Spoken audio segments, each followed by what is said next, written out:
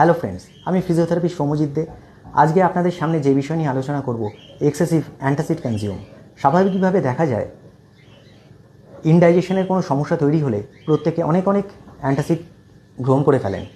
এছাড়াও বাড়িতে অনেক টাইপের অ্যান্টাসিড স্টক করে রাখেন। অ্যান্টাসিড আমাদের স্টমাক অ্যাসিডকে নিউট্রালাইজ করে। স্টমাক অ্যাসিড যাতে বেশি প্রোডাকশান না হয় সেটাকে কন্ট্রোল করে। অ্যাসিড রিফ্লাক্স যাতে না হয়, অর্থাৎ অনেক সময় দেখা যায় বুক জ্বালা করছে, গলার কাছে অবস্ট্রাকশন তৈরি হয়ে আছে, সেগুলোকে কন্ট্রোল করে। তা বাজারে অনেক ধরনের অ্যান্টাসিড অ্যাভেলেবেল থাকে, র্যানিটাইডিন গ্রুপের অ্যান্টাসিড, ডাইজিন, জেলোসিল, এক্সেট্রা। তা অ্যান্টাসিড লং টার্ম কনজিউম করলে, বেশি কনজিউম করলে কী সমস্যা হতে পারে একবার দেখে নেওয়া যাক। তাদের কনস্টিপেশনের প্রবলেম আসতে পারে, তাদের ডায়রিয়ার সমস্যা আসতে পারে, কিডনি স্টোন আসতে পারে, বোনসের প্রবলেম আসতে পারে, এছাড়া স্টমাক মাসেল ক্র্যাম্প হতে পারে, এই সমস্যাগুলো। আর সবচেয়ে বড় ব্যাপার, একটা সাইকোলজিক্যালি আমরা অ্যান্টাসিডের উপরই ডিপেন্ড করতে আরম্ভ করি। তা তখন মনে হয় অ্যান্টাসিড না খেলে আমাদের খাবার হজম হবে না। তা কী কারণে ডাইজেশনের সমস্যা আসে সেদিকে যদি আমরা একবার ফোকাস করি, তা ডাইজেশনের সমস্যা বোঝানোর জন্য আমি এ আর বি দুটো সেকশনে ভাগ করে নিয়েছি।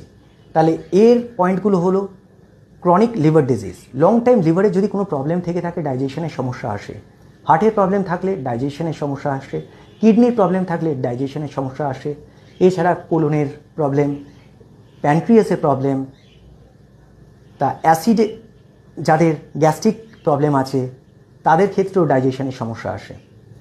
তা এইগুলো ডাক্তারদের লুকআউট। ডাক্তারদের কাছ থেকে ট্রিটমেন্ট নিলে ডাক্তাররা এর সাপোর্টিং ওষুধ দেয়। নাম্বার বি এর মধ্যে যেগুলো আছে সেগুলো কিছুটা আমাদের গ্রিপের মধ্যে আছে, সেগুলোর দিকে আমরা যদি কিছু একটু ফোকাস করি। ফার্স্ট হলো ল্যাক অফ বডি মুভমেন্ট। তা ফিজিক্যাল অ্যাক্টিভিটি কম হওয়ার জন্য আমাদের ডাইজেশনের সমস্যা আসে। সেখানে যদি আমরা ফিজিক্যাল অ্যাক্টিভিটিগুলোকে একটু বাড়াতে পারি, অর্থাৎ প্রত্যেক দিন 25 to 30 মিনিটস করে একটু ওয়ার্কআউটের জন্য টাইম বেছে নিই, আমরা ডাইজেশনকে অনেকটা কন্ট্রোলে আনতে পারি। ইনঅ্যাডিকুয়েট ওয়াটার, পর্যাপ্ত পরিমাণে জল না খাওয়ার জন্য ডাইজেশনের সমস্যা আসে। আমরা জানি হিউম্যান বডিতে 20 কেজিতে 1 লিটার জল প্রয়োজন পড়ে, তাহলে যাদের 60 কেজি ওজন তাদের 3 লিটার জল প্রয়োজন পড়ে। তা জল সাফিসিয়েন্ট যদি খাওয়া যায়, ডাইজেশনটাকে আমরা অনেকটা বেটার করতে পারি। এছাড়া আনহেলদি ফুড, যারা জাঙ্ক ফুডের উপরে বেশি ডিপেন্ড করে তাদের ক্ষেত্রেও ডাইজেশনের সমস্যা আসে। বাইরের খাবার খেতে সবারই ইচ্ছা করে, তা 7 দিনে 1 দিন বা 10 দিনে 1 দিন এই করে যদি আমরা একটু মনিটরিং করি ব্যাপারটাকে, তাহলে তাদের ক্ষেত্রেও কিন্তু ডাইজেশনটাকে অনেক কন্ট্রোল করা যায়। এছাড়া ইনডিসিপ্লিন লাইফস্টাইল, তার মধ্যে আছে অ্যালকোহল, স্মোকিং।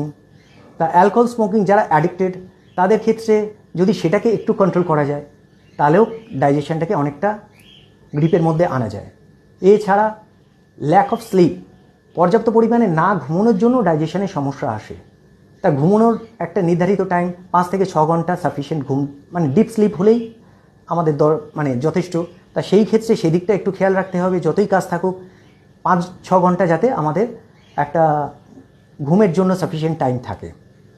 এছাড়া কনস্টিপেশন, যারা ফাইবার বেস খাবার কম খায় তাদের ক্ষেত্রে কনস্টিপেশনের একটা সমস্যা থেকে থাকে, তাহলে সেই ক্ষেত্রেও ডাইজেশনের প্রবলেম আসে। তা সেই দিকেও একটু ফোকাস করতে হবে। তা ফার্স্ট এর বিষয়গুলো যেগুলো আমি নিয়ে ব্যাখ্যা করলাম সেগুলো আমাদের গ্রিপের মধ্যে নেই, সেগুলো ডাক্তারদের লুকআউট। কিন্তু নাম্বার বি যেগুলো আমি ব্যাখ্যা করলাম সেগুলো আমাদের গ্রিপের মধ্যে আছে। পার্টিকুলার সেইগুলো যদি আমরা একটু ফোকাস করি, আমরা নিজের ডাইজেশনটাকে অনেক কন্ট্রোলে রাখতে পারি। এছাড়াও অ্যান্টাসিড থেকে নিজেকে অনেক দূরে রাখতে পারি। আজকে এখানেই শেষ করলাম। নেক্সট টাইম আবার আসবো একটা ভিডিও নিয়ে। ভালো থাকবেন, সুস্থ থাকবেন। নমস্কার।